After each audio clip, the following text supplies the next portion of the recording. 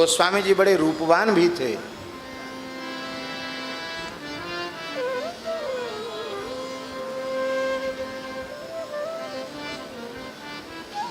और बहुत दीर्घ आयु तक वे विराजमान रहे। कितनी लंबी आयु तक रहे हैं?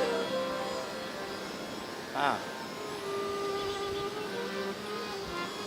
1554 में जन्म है और 1680 में महाप्रयाण है।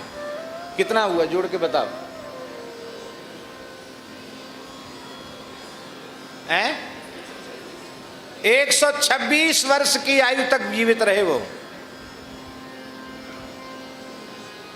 120 वर्ष की पूर्णायु है, उससे 6 साल ज्यादा। और 126 वर्ष में भी किसी का हाथ पकड़ के चलना होता हो, लकड़ी टेक के कांपते हुए चलते हो, सो नहीं, अंतिम क्षण तक भी किसी को अपनी सेवा में नहीं रखा।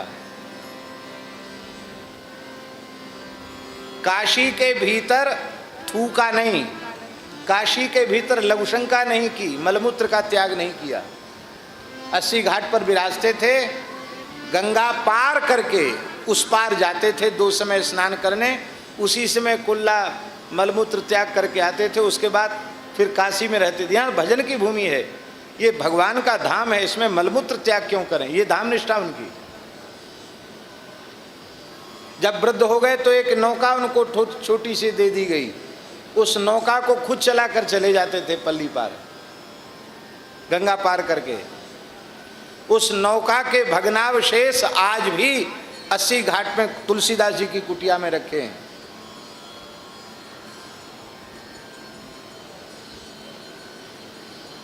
कहाँ है अहंकार उनका?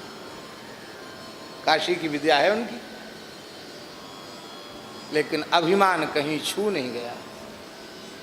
अरे जिन पूज्य सदगुरुदेव भगवान श्री भक्तमाली जी महाराज का दास अत्यंत कृतज्ञता पूर्वक स्मरण करता है, क्या कहना।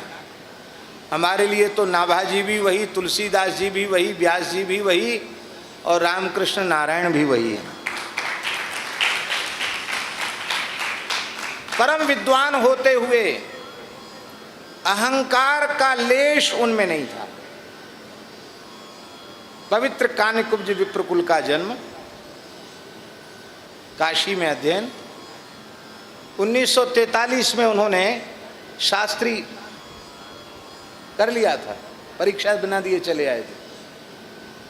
उसमें बार बार परीक्षाएं नहीं होती थी, एक परीक्षा होती थी।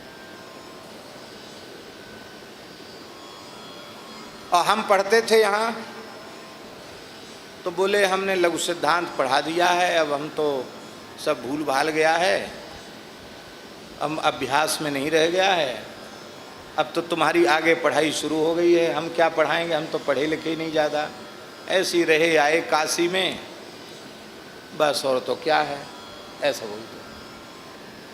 और जब हम उनसे पूछते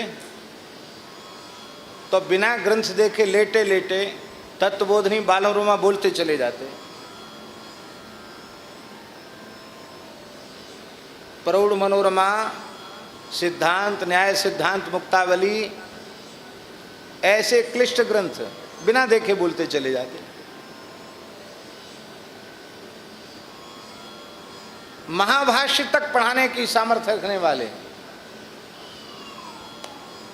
अब कहते थे हम न शास्त्री हैं न व्याकरणाचार्य हैं, कुछ नहीं है, ऐसी मध्यमा में पढ़ते पढ़ते हो बाबा जी हो गए। अंधों में काने राजा, साधु लोग भूले भाले होते हैं, उन्होंने विद्वान कहना शुरू कर दिया। हम कोई विद्वान नहीं है।